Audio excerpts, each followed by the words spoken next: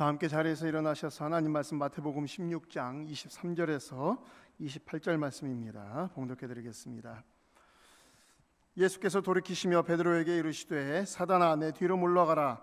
너는 나를 넘어지게 하는 자로다. 내가 하나님의 일을 생각하지 아니하고 도리어 사람의 일을 생각하는도다 하시고, 이에 예수께서 제자들에게 이르시되 누구든지 나를 따라오려거든 자기를 부인하고 자기 십자가를 지고 나를 따를 것이니라. 누구든지 제 목숨을 구원하고자 하면 잃을 것이요 누구든지 나를 위하여 제 목숨을 잃으면 찾으리라. 사람이 만일 온 천하를 얻고도 제 목숨을 잃으면 무엇이 유익하리요? 사람이 무엇을 주고 제 목숨과 바꾸겠느냐? 인자가 아버지의 영광으로 그 천사들과 함께 오리니 그때엔 각 사람이 행한 대로 갚으리라. 진실로 너희에게 이르노니 여기 서 있는 사람 중에 죽기 전에 인자가 그 왕권을 가지고 오는 것을 볼 자들도 있느니라. 아멘. 아멘. 오늘 설교 제목은 천하보다 귀한 생명의 가치 제목이 되겠습니다. 혹시 여러분들 보고 여러분은 다 부자입니다 하면은 동의하겠습니까? 왜 나는 가진 것도 없는데요 할지 모르지만, 오늘 성경에 보니까 목숨은 천하보다 더 귀하다.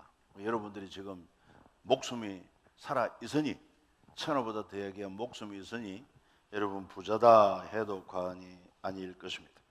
안타까운 것은 이렇게도 귀한 생명을 너무 가볍게 생각하고 생명을 끊어버리는, 자살하는 사람들이 이 땅에 너무 많습니다. 우리나라 자살률 굉장히 높습니다.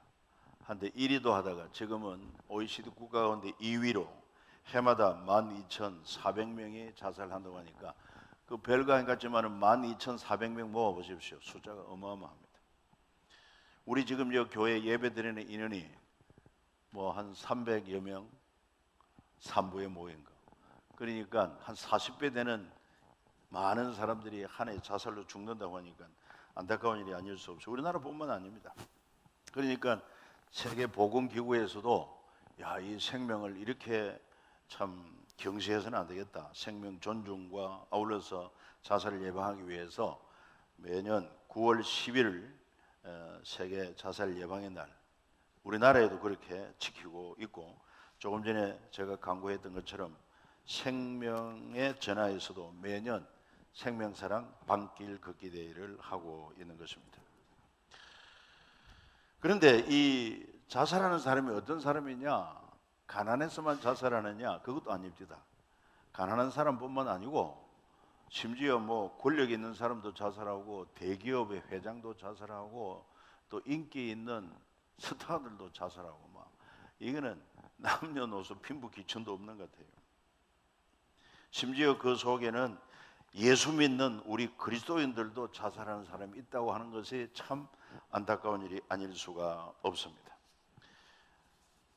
자, 왜 이렇게 소중한 생명을 그렇게 끊을 수밖에 없느냐, 자살할 수밖에 없느냐, 여러 가지 원인이 있지만 주로 이제 허무와 고독감, 도대체 살아야 할 이유를 알지 못해서 우울에 빠지다가 결국은 아이고 이렇게 살 바에야 뭐 죽자, 이래서 그만 생명을 끊는 경우가 많고, 또 때로는 육체적으로 정신적으로 심한 고통을 겪을 때, 너무 생활이 어렵거나 아니면은 육체적으로 뭐 질병이나 또는 사고로 인해서 큰 고통을 겪을 때, 내가 이 모양으로 살아야 되나 이래가지고 포기하는 경우도 있고, 그렇지 않으면은 또 극심한 수치, 모욕감을 당할 때, 지금도 뭐 우리 저기 정치하는 사람들이 명예가 굉장히 중요한데 그냥 누명을 뒤집어 쓰고 너무 수치 모욕을 당하면은 그게 감당이 안 돼가지고 이렇게 극단적인 선택을 하는 경우도 있습니다.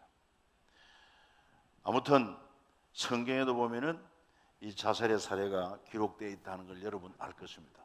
사울 왕도 결과적으로 자기를 하게 된 것이고, 그 다음에 또 전략가 아히도벨이라는 사람도, 예수님의 제자 가운데 가룟 유다도 역시 자살로 인생을 마감한 것을 볼 수가 있습니다. 자살하면은 사람들이 생각에 이 고통스러운 세상에 살기보다 그냥 죽어버리면 평안할 거야 이렇게 생각하면 그건 착각입니다. 죽음으로 끝이 아니거든요.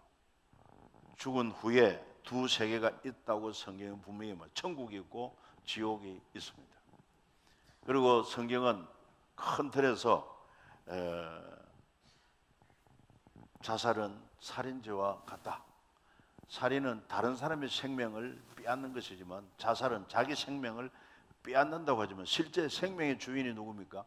생명 주신 분이 하나님이시단 말이에요. 하나님의 그 주권을 침해하고 그러니까 이 큰 죄가 된다고 하는 것이 성경이 말하는 보편적인 자살에 대한 죄관이라고 할 수가 있습니다. 그래서 흔히 우리는 자살하면 지옥 갑니다 이런 이야기를 하는데 그런 모든 판단을 하나님께 맡기고 우리는 자살을 좀 폭넓게 생각할 필요가 있습니다. 먼저는 예를 들어서 다른 사람을 죽이면 살인 아닙니까? 그럼에도 불구하고 대의에 따라서 나라와 나라 간의 전쟁이 있을 때 상대방을 죽여야 된단 말이에요. 이기려고 하면. 그건 살인이냐? 그건 또 살인죄에는 해당이 안 됩니다. 국가적인 법으로도 보호를 받고 또 하나님 성경에도 보면은 이스라엘 백성을 대적하는 대적들을 향해서 사정없이 죽입니다. 뭐 가나안 족속 다 멸하라고 했습니다. 그럼 그 사람을 죽였다고 해서 살인죄냐? 그건 아니듯이 내가 내 생명을 버릴 때도 뭐 내 자신만을 위해서 버리는 게 아니라 정말 대의를 위하여 또 우리 공동체를 위해서 내 한 몸 기꺼이 버리겠다. 그래서 공동체를 살리겠다. 이렇게 가지고 자기 생명을 던지는 것은 자살의 죄에 해당이 안 된다 하는 것도 우리가 알아야 될 것입니다. 특별히 우울증으로도 사람이 자살하는 경우가 많은데 우울증을 자살로 볼 것이냐 질병으로 볼 것이냐. 사람이 병들어서 죽지 않습니까? 마찬가지로 우울증도 질병이야. 그러니까 그 병이 너무 심화되어 가지고 그래서 그만 그 병 때문에 삶의 의미도 모르고 허무함 가운데서 결국은 자살한다고 하면 그거는 질병으로 병사로 봐야 되지 자살로 봐서는 안 될 것이다. 이런 견해도 나오고 있는 것입니다. 아무튼 자살에 대해서 우리는 하나님의 생명을 취하는 것이기 때문에 스스로 목숨을 포기하는 것은 안 된다 하는 것을 분명히 알고 다시 한번 우리의 생명의 소중함을 알아야 되겠습니다. 특별히 우리의 생명, 우리 그리스도인의 생명을 생각해 보십시오. 우리는 어쩌다가 그냥 생긴 생명이 아닙니다. 뭐 진화가 된 생명이 아닙니다.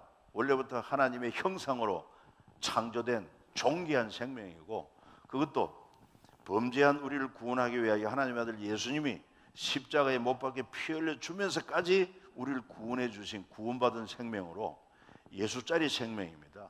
명품 인생입니다. 믿으시기를 바랍니다. 옆 사람끼리 당신은 명품 인생입니다. 예수짜리 생명입니다. 그러니까 시시한 일 때문에 이 귀한 것을 버리지 말라 이 말이야. 얼마나 귀한 생명인데 그 시시한 돈 때문에 또 고민 때문에 뭐 좀 누가 나를 억울하게 했다 이것 때문에 이 귀한 생명을 포기할 수 있느냐.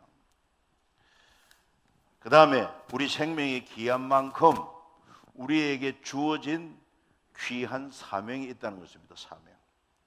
그래서 그 사명을 알고 살아가면은 이런 허무에 빠지지도 않고 자살하지 않습니다. 예수 믿는 우리에게 사는 목적이 뭐냐 물어보면은 답이 분명합니다. 여러분 사는 목적이 뭡니까? 대건 사는 목적이 뭐라고 생각하느냐 물어봐요. 옆 사람 보고. 바로 하나님의 영광을 위하여 살아야 한다고 말합니다. 왜? 그분이 우리의 창조주고 우리를 구원해 주셨고 우리 죽어도 다시 살고 영원한 천국에서 영원한 생명을 주신 분이기 때문에 그래서 이 땅에 사는 동안 하나님 섬기고 하나님 뜻을 행하며 그 나라 그 의를 위해서 살아야 한다. 이 목적을 분명히 해야 되는 것입니다. 성경이 그걸 가르치고 있어요. 그러니까 존재하는 목적, 사물마다 존재하는 목적이 있습니다. 여기 컵이 있습니다. 디자인도 좋습니다. 그런데 이 컵의 목적은 뭐냐? 물을 담아가지고 강사가 목마를 때 물을 마실 수 있는 그릇의 용도입니다. 이게 목적입니다. 근데 이게 이제 깨져가지고 물이 샌다 그러면은 컵으로서 목적을 상실했기 때문에 소용이 없어요. 가치가 없어요. 버려야 됩니다. 모든 사물이 마찬가지입니다. 하물며 만물의 영장인 우리에게 왜 존재하는 목적이 없겠느냐? 반드시 목적이 있습니다. 그게 바로 하나님을 섬기면서 하나님 말씀대로 살아서 하나님을 영화롭게 하는 것, 이것이 바로 우리 인간의 최고의 존재 목적이다 하는 사실이죠. 그래서 이런 하나님의 주권을 인정하고 목적을 분명히 아는 사람은 어떤 일을 당해도 포기하지를 않습니다. 생명을 끊지 않습니다. 그 대표적인 예로 성경은 요업을 소개하고 있습니다.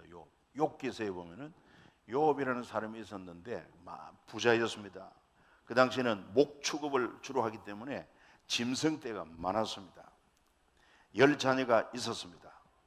다복한 삶을 살았습니다. 그런데 웬일인지 한순간에 약탈자에 의해서 그 많던 목축들이 다 죽임을 당하고 약탈당해 버렸습니다. 엄청난 충격입니다. 그런데 또 뿐만 아니라 설상가상이라는 말이 있듯이 자기 10자녀가 맞이에 생일 파티 한다고 한 집에 모여서 파티를 하는데 태풍이 불어서 지붕이 무너져서 다 죽었다는 그런 비참한 소식을 듣게 됩니다. 하나님을 믿는 사람인데, 경건한 사람으로 소문났는데, 이처럼 자기 소유가 한순간에 다 뺏기고 약탈당하고 자기 사랑하는 10자녀가 태풍에 압사해서 죽었을 때, 여러분, 이 정도 되면은 하나님 믿겠습니까? 하나님이 정말 살아계신다면 이럴 수가 있습니까? 하나님이 사랑의 하나님이라면 정말 이럴 수가 있습니까? 난 하나님을 믿지 않겠습니다. 그래가지고 실제로 보면은요, 그래서 교회를 떠나는 사람이 있습니다. 안타깝게도 있어요. 정말 안타까운 일이죠. 그러나 요업은 뭐라고 말하느냐? 요업은 그런 상황에서도 불평 원망은 하지 않고 오히려 하나님 앞에 엎드려 예배했다고 합니다. 욥기서 1장 20절에 나오지 않습니까? 땅에 엎드려 하나님께 예배했고, 그 다음에 그의 놀라운 고백을 하는데 21절 한번 같이 읽어본다면요, 이르되 내가 모태에서 알몸으로 나와 싸운 적 또한 알몸이 그리로 돌아가올지라 주신 이도 여호와시요 거두신 이도 여호와시오니 여호와의 이름이 찬송을 받으실지니이다, 이렇게 고백을 합니다. 그리고는 모든 일에 욥이 범죄하지 않고 하나님을 향하여 원망하지 아니하더라 그랬습니다. 야, 그런 상황에서 어떻게 이렇게 예배를 할 수 있고, 그런 상황에서 어떻게 이런 신앙의 고백을 하고 원망하지 않고 범죄하지 않을 수가 있었는가? 이건 바로 창조주 하나님이 나에게 생명 주신 분이 하나님이고, 내게 소유를 주신 분도 하나님이고, 10자녀를 주신 분도 하나님이시고, 하나님이 주인이십니다. 내가 육신적으로는 모든 소유의 주인이고 육신적으로는 이 자녀의 아버지지만 근본적으로 나를 비롯해서 모든 것이 하나님의 소유고 하나님의 주인이십니다. 그러니까 주신 자도 하나님이시고 가져가신 이도 하나님이시니 나는 할 말이 없고 하나님만 찬송을 받으시기 원합니다. 얼마나 위대한 신앙이냐 하는 것을 우리에게 보여주고 있습니다. 우리도 그렇게 살아야 할 줄로 압니다. 이 땅에 사는 동안 우리는 청지기는 주인의 소유를 맡아서 주인 뜻대로 관리하는 이런 직책이 청지기 아닙니까? 결코 내가 주인이 아닙니다. 그런 믿음으로 살면은 우리는 어떤 경우에도 좌절, 낙심, 포기, 자살하지 않습니다. 무엇보다도 우리 주님은 놀라운 말씀을 하고 있습니다.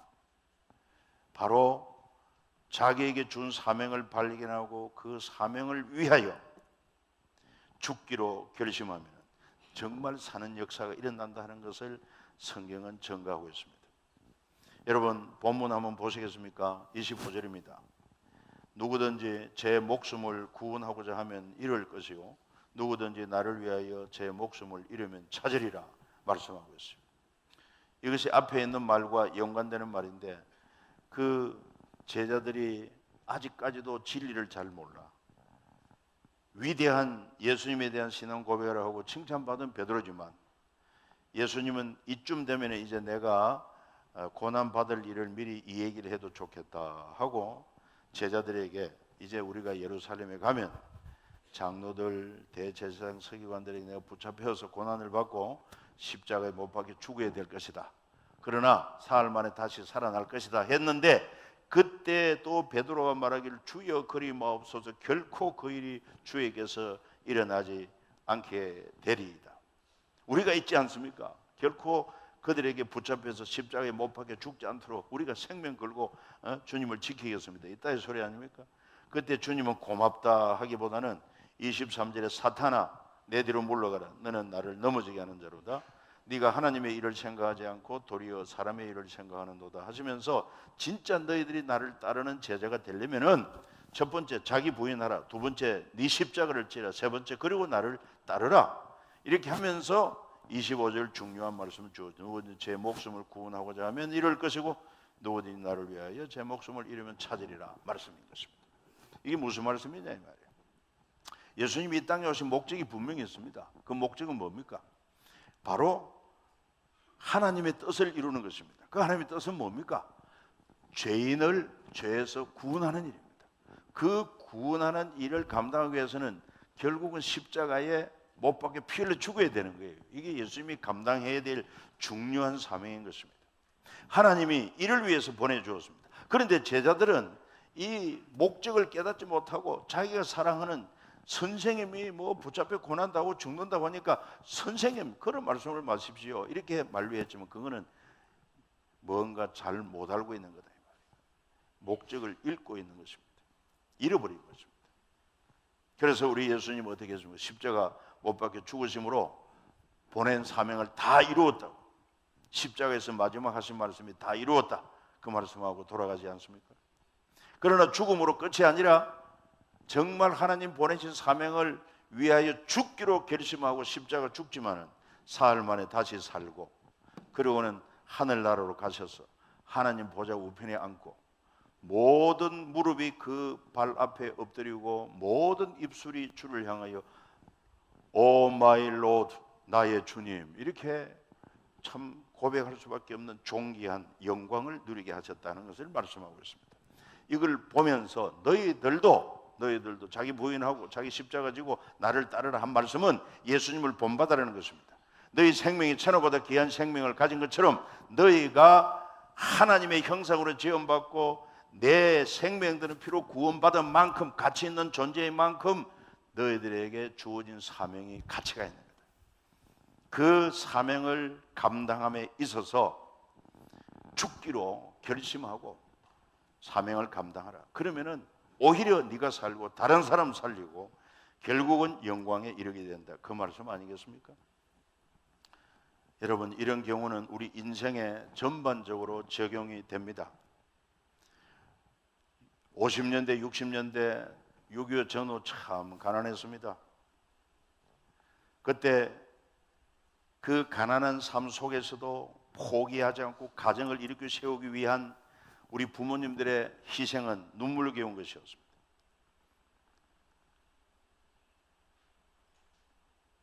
이명박 대통령 그분이 간증한 걸 보면은 전 대통령 자기 어머니가 시장 바닥에서 초라한 함지박을 펴놓고 거기에 생선 몇 마리 올려놓고 생선을 팔아가면서 생계를 유지하고 자녀 교육을 시킨 것입니다.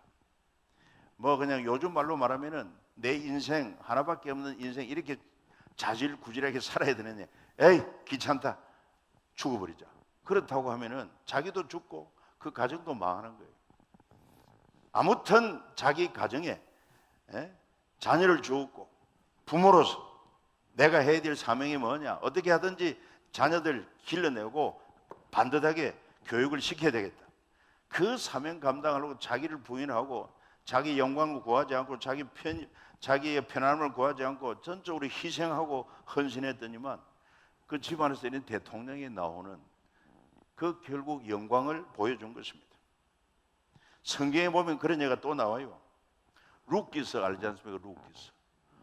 룻은 모압 여인인데 이스라엘 남자가 결혼했습니다. 남자가 죽었습니다. 자녀도 없이 죽었단 말이에요. 이제는 남은 이는 시모밖에 없어요. 또 자기 가부된 자기 두 사람밖에 없습니다. 그런데도 불구하고 그 시모를 모시고 시모의 나라 유대 나라로 갑니다.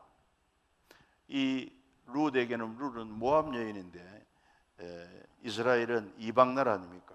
외국 아닙니까? 기꺼이 아무 소망도 없이 이 노모를 모시고 이스라엘로 가서 그리고는 그 젊디 젊은 새색시가 그 땅에 가서 뭐 아무 소유도 없으니까 남의 밭에 가서 막 이렇게 이삭을 주워가지고 부모를 공양하고, 그러면서도 정말 자기에게 주어진 삶을 한탄하지 않고 열심으로 사는 것입니다. 내가 이 집에 시집 오게 된 것은 이건 뭐 하늘이 정해준 그런 뜻이었고, 그래서 어찌 나만 살겠다고 이런 노모를 버리고 내가 다시 제가 할 수 있겠느냐. 내가 사명이다. 이거는 내게 주어진, 하늘이 내게 주어진 사명이다. 그렇게 알고 그냥 원망하지도 않고, 누구 원망하지도 않고 불평하지도 않고 그냥 그 일에 집중했습니다. 즐겁게 그냥 이삭을 주워가면서도 남이 뭐라고 하든지 열심으로 일하면서 노모를 섬겼습니다. 아름다운 소문이 났습니다. 그리고는 유력한 사람을 만납니다. 보아스라는 사람을 만나게 되고, 그래서 그 보아스라는 사람을 통해서 기업 물리기 그런 유대 법에 따라서 결혼을 해서 자식을 낳았는데 오벳을 낳습니다. 오벳이 또 결혼하여 아들을 낳습니다. 누구지요? 이새가 또 아들을 낳았습니다. 다윗. 여러분, 결국은 그 고난 역경 가운데서도 포기하지 않고 자기의 주어진 사명인 줄 알고 잘 감당했더니 위대한 다윗 왕의 정조모가 되었단 말이에요. 그리고 더 놀라운 것은 그 예수님이 누구 후손으로 오느냐? 다윗의 후손으로 오는 것입니다. 다윗의 위대한 조상이 된 거예요. 그러니까 지금 현재 현실이 어렵다고 포기하지 말고, 아무리 어려워도 생사복을 주장하시는 하나님이고 그 가운데 내게 사명을 주셨다. 그 사명이 뭔지 발견하고 그 사명을 위해서 죽으면 죽겠다. 이런 자세로 사명을 감당하는 자에게 진짜 자기도 살고 다른 사람도 사는 역사가 일어나게 되는 줄 믿으시기를 바랍니다. 그걸 잘 보여주고 있어요. 마찬가지로 오늘 우리는 그리스도인으로서 더더욱 더 위대한 사명을 가지고 있습니다. 여러분, 우리 하나님을 영화롭게 하고 하나님의 뜻을 이루는 것이 우리가 받은 사명인데, 그 사명 가운데 핵심이 뭐냐 물어본다면은 바로 예수님이 십자가에 못 박혀 죽으심으로 말미암아 완성한 그 구원의 복음을, 기쁜 소식을 모든 사람에게 전하는 것입니다. 이 복음 전하는 일, 그리하여 그 영혼을 구원하는 이 일이 우리 그리스도인이 받은 정말 가장 중요한 사명인데, 아무리 우리가 이 땅에 살아가면서 뭐 어려움을 당하고 고난을 당하고 역경을 당한다 할지라도 그 환경에 굴하지 않고 죽으면 죽으리라는 각오로 우리에게 주어진 사명, 하나님을 섬기고 또 기도하면서 복음 전가하는 이 사명에 목숨 걸고 헌신하면은 오히려 나도 살고 다른 사람도 사는 역사가 일어나게 될 줄 믿습니다. 이게 바로 우리 이순신 장군도 이미 성경을 본 적은 없겠지만은 사적 필생이요 생적 필사라. 죽고자 하는 자는 살고 살고자 하는 자는 죽는다. 그 말이 유명한 말 아닙니까? 여러분, 그 말의 배경을 보십시오. 지금 외국인들이 수백 대의 배를 함선을 타고 지금 침략해 오는 것입니다. 지금 우리 나라에는 전혀 싸울 준비가 안 되어 있습니다. 다 일본에 패하고 남은 배가 뭐 12척 남았다고 합니까? 그때 이 해군을 책임지는, 수군을 책임지는 그런 장소가 되어가지고 그 일본의 그 함선과 더불어 싸워야 되는데 제자가 아니라 군사들이 다 겁을 집어먹지요. 그때 유명한 말을 했습니다. 바로 사적 필생이요 생적 필사라. 우리가 죽고자 하면 산다, 살고자 하면 죽는다. 그러니까 지금 내 한 목숨 살겠다고 도망가면 너도 죽고 네 가족도 죽고 이 나라가 망한단 말이에요. 그러나 이것이 바로 이 시대, 이때 우리가 받은 사명이야. 이때 대한민국 이 조선의 수군으로서, 해병으로서 부름받은 우리의 사명은 외적을 향하여, 대적을 향하여 생명 걸고 싸우는 거야. 그래야 나라와 민족을 지킬 수 있다. 죽기로 각오하면은 오히려 산다. 야, 이러니까 군사들이 그래, 이판사판이다. 그래가지고 뭐 이순신 장군의 지휘 아래 나라 민족을 살리고 이때 부름받은 수군으로서 우리가 아니면은 누가 이 나라를 지키겠나? 누가 우리 가족과 우리 민족을 지키겠나? 내가 이를 위해서 죽으면 죽겠다. 그런 각오로 싸워가지고 여러분 위대한 승리를 거두지 않았습니까? 자기도 살고 나라도 살리지 않았느냐. 이게 바로 죽기로 결심하면 산다는 그 놀라운 진리예요. 그냥 자기만 살기 위해서가 아니라 이 받은 사명, 우리가 지금 감당해야 될 사명이 뭐냐, 그 사명을 알고 그 사명을 감당하기 위해서는 내가 죽으면 죽겠다, 이런 각오를 할 때 사는 역사가 일어난다고 하는 것이 이게 바로 하늘의 법칙이다. 그러니까 결코 우리가 뭐 환경적으로 어려움을 당해가지고 사업에 부도가 났다, 뭐 큰 사고가 났다, 완전히 그냥 풍지박산이 됐다, 그렇다 할지라도 포기하지 말고 아직 내게 생명이 있다면 이 생명은 천하보다 귀한 거야. 그러면 생명이 귀한 만큼 내게 주어진 사명도 귀한 거야. 내가 감당해야 될, 그리스도인으로서 감당해야 할 사명이 뭐냐? 바로 아직도 구원받지 못한 영혼들에게 복음을 전가하는 일이다. 그걸 믿음으로 감당하게 되면은 하나님의 역사로 자기도 어려운 문제 해결되고 자기도 살고 다른 사람도 살리는 하나님의 역사는 지금도 일어나는 줄 믿으시기를 바랍니다. 그 결과가 어떻게 되느냐? 그 결과가 27절에 말하고 있습니다. 인자가 아버지 영광으로 그 천사들과 함께 오르니 그때 각 사람이 행한 대로 갚으리라.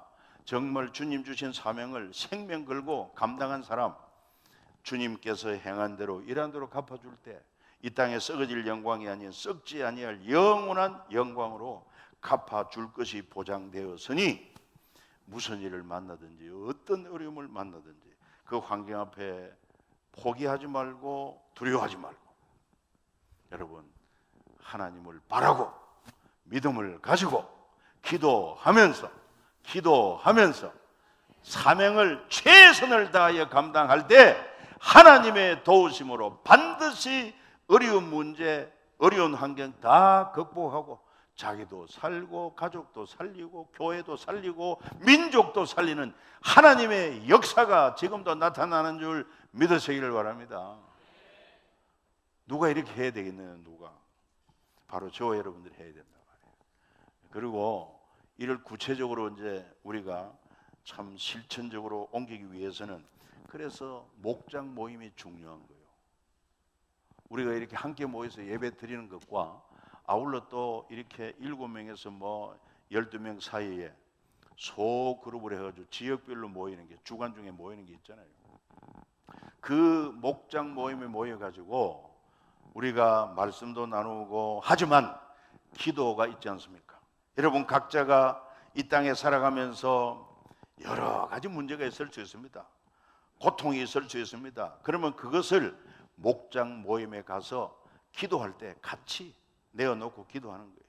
부끄러워하지도 말고 창피하게 여기지도 말고 여러분 쑥스러워하지도 말고 내게 있는 문제를 그대로, 고민되는 문제를 그대로 그 우리 목장 모임에 내어놓고, 그러면 그 사람들만 모인 것이 아니라 주님이 약속했어요. 2-3 사람이 내 이름으로 모인 곳에 나도 그들 중에 함께 한다. 우리 가운데 함께 하시는 주님을 믿고 내 어려운 문제, 고민되는 거, 정말 괴로운 거, 속상한 거, 이런 문제를 딱 내어놓고 합심해서 기도하게 될 때 정말 우리 마음에 위로도 얻고 용기도 얻고 평안도 얻게 되고 그 문제를 해결할 수 있는 그런 힘을 얻게 되고 하나님의 도우심으로 말미암아 승리하게 된다는 것입니다. 그러니까 신앙생활 잘해야 돼요. 그냥 이 예배 참여하는 것도 그냥 1시간 참여했다 이것으로 끝날 것이 아니라 하나님께서 오늘 무슨 말씀을 주셨는지 그 말씀을 듣고 또 새겨보면서 그걸 하나님이 주신 약속의 말씀으로 붙들고 그대로만 따라 순종하면 반드시 사는 역사가 일어나는 거예요. 그러면서 목장 모임도 꼭 가지고 해야 되는데 오늘 내가 목장 모임을 가만히 보면은 이 생명력이 빠졌어. 생명력. 모이는 모였는데 서로 자기의 고민되는 문제, 어려운 문제를 내어놓고 정말 믿음으로 합심해서 기도해주는 요게 약한 거야. 이게 빠지기도 하고 기도 제목 내놓으시오 하면은 남들 앞에 창피해서 그런지 뭐 부부간에 이혼 직전에 있으면서도 그런 문제를 못 내놔. 지금 현재 우리가 부부관계 이래가지고 지금 이혼 직전이다. 이런 문제도 내어놓고 정말 주님 앞에 기도함으로 합심해서 기도함으로 하나님이 들으시고 하나님이 도와주시는 은혜를 기대하고 내놓아야 된단 말이에요. 사업에 지금 부도 위기다. 뭐 아들이 사고를 쳐가지고 지금 감옥에 가게 되었다. 이런 문제, 아무튼 내 삶의 어려운 문제를 내어놓고 왜 자살을 하느냐 이 말이에요. 그런 문제 때문에 감당이 안 되니까 너무 괴로워가지고 자살을 하잖아요. 그런 어리석은 사람이 되지 뭐. 그런 문제를 다 주님 앞에 내어놓고 자기 혼자도 기도하지만 합심해서 기도하는 거 더욱더 주님이 들어주시니까. 그래서 기도함으로 말미암아 주님의 지혜를 또 능력을 힘입어서 승리할 수 있는 길이 있다고 하는 것을 꼭 기억하고 절대로 포기하지 말아야 될 것입니다. 그러면서 우리가 생명 살리는 일에 정말 관심을 가지고 어려운 사람을 도와주는 일에 힘써야 됩니다. 이게 무슨 말이냐면은 지금도 우리 주변에 참 고민하는 사람들이 많아요. 그러니까 믿음 있는 사람들은 우리 목장의 지도자라면, 목자가 되었다면, 또 주일학교 선생이 되었다고 하면은 내가 돌보는 모군들 가운데 어떤 고민을 하고 있는지, 내가 돌보는 학생들 가운데 어떤 고민을 하고 있는지 이것을 관심을 가지고 들어줘야 됩니다. 사람이 뭔가 고민이 있을 때 이 얘기를 하면은 그 얘기하는 가운데서 문제가 해결돼요. 힘을 얻어요. 거기다가 또 우리가 성경 말씀으로 위로해주고 격려해주고 기도해주면 힘을 얻는 거예요. 문제를 해결할 수 있는 그런 힘이 생기는데 이런 일을 누가 해줘야 되겠느냐? 바로 생명의 가치를 알고 생명을 사랑하는 우리 그리스도인들이 해야 할 일이라는 것입니다. 그래서 제가 전에 경기도 기독교연합회 무한생명 힐링센터장으로 하지 않았습니까? 그때 이 자살 예방을 위해서 어떻게 할까?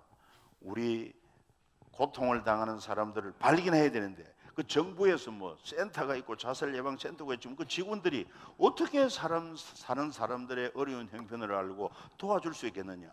그들이 그냥 전화하거나 찾아오면은 상담도 해주고 도와줄 수 있지만은 그들 스스로가 먼저 찾아가서 도와줄 수 없잖아. 그러면은 누가 그 일을 할 수 있느냐? 교회는 할 수 있어요. 교회가 바로 이런 목장 조직이 있지 않습니까? 여러 목장이 있는데 여러분 이 지역에 흩어져 살고 있습니다. 그 지역에 살고 있으면 소문을 듣지 않습니까? 누가 지금 큰 어려움을 당해서 위기에 처했다. 그러면은 우리가 바로 선한 이웃이 되어가지고 그런 사람을 찾아가서 위로해주고 격려해주고 그리고 이런 사람을 도울 수 있는 센터를 연결해 주는 것입니다. 경기도 자살예방센터 1577-0199 365일 24시간 상담이 가능합니다. 생명의 전화 1588-9191 이것도 전화하면은 상담을 해줍니다. 특별히 청소년 상담을 위해서는 1388 전화하면은 청소년들의 고민을 들어줄 이런 것을 정보라도 주어가지고 그들이 문제를 해결하는 도움을 받을 수 있도록 우리가 연결하는 브릿지라도 돼야 되지 않겠습니까? 그 제가 어제 밤 11시나 돼가지고 청소년 상담센터 전화를 해봤어요. 1388 했더니만 큰 늦은 밤에도 뭘 도와드릴까요? 하길래 사실은 내가 교회 목사인데 이제 우리가 그 세계 자살 예방의 날을 앞두고 내일 주일 설교를 하는데 이 기간을 내가 소개하려고 한다. 아이고 관심을 가져주셔서 감사합니다. 그래서 인사를 하고 끊었어요. 그러니까 어느 시간대든지 전화하면은 고민을 들어줄 사람이 있고 전문적으로 위로도 해주고 격려도 해주고 안내해주는 이런 사람들이 있단 말이에요. 꽤 있다 이 말이에요. 혼자만 아니다 이 말이에요. 이런 일을 연결해주는 일이라도 우리가 해야 될 것 아니냐 우리가. 그래서 그런 위기에 처한 사람을 살려야 될 것 아니냐 이 말이죠. 이게 하나님이 기뻐하는 일이 아니겠냐는 것입니다. 그래서 아까 얘기했던 것처럼 이 생명사랑 방길 걷기 여러분 이 땅에 사는 사람 중에 고민 없는 사람이 어디 있습니까? 고통 없는 사람이 없습니다. 그러나 우리가 함께 하겠습니다. 여러분 혼자만 아닙니다. 힘을 내십시오. 그런 메시지를 주고 있는 게 바로 이 사랑의 방길 걷기 대회입니다. 이런 일도 관심을 가지고 또 함께 참여도 하고 함으로 정말 사람 살만한 세상을 만들어가는 일에 저와 여러분들이 자신도 살 뿐만 아니라 정말 위기에 처한 우리 이웃도 힘을 얻어 함께 더불어 살아갈 수 있는 그 귀한 일에 쓰임받게 되기를 예수 이름으로 축복합니다. 같이 한번 기도하겠습니다.